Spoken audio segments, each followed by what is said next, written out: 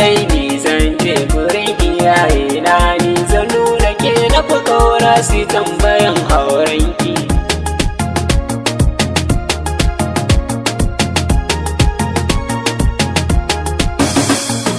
Ki bani dama ni dai na turu dangina su tambayan aurenki, kawai a sanya rana ba wata yamma ke ba ciki na ruhina.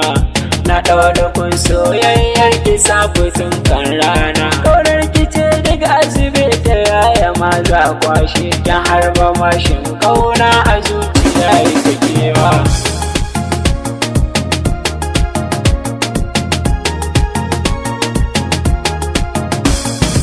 Idan na kwanta barci kina zuwan a mafarki, idan na tashi a zaune kawai na faɗa tinki, na kasa gane kaina yanayin da nake, soya makanci idona ki zo ki kawo ɗauki, na zama kama da makawun da bai da ɗan jagora, ki zo ki ja ni muje ke na baiwa daga gaba.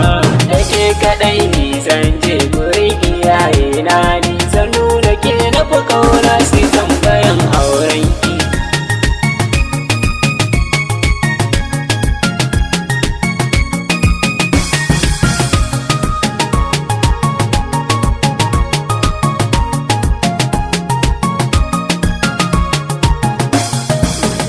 Kaɗai ni zan je gurin iyaye na, ni zan nuna ke na fi kauna su tambayan aurenki. Ribar soyayya aure soyayya jikin rayuwa, ki gane mai kaunar ki ne na yin gaggawa. Mai so kaɗan ba sannu don ba ya san uzurawa, so ne zan jaka rauni na ɗan adam mai rayuwa. Waɗansu sun yi mutuwa, waɗansu na damuwa, dan Allah karkaka da ni ina da burin rayuwa.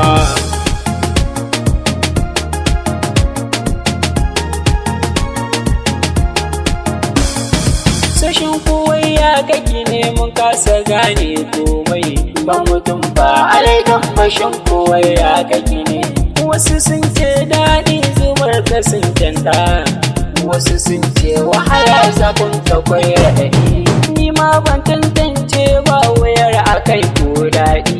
Na ku Abdul ‘yan so mai tambarin kauna ne, da ke kaɗai ni zan je gurin iyaye na, ni zan nuna ke na fi kauna su tambayan aure.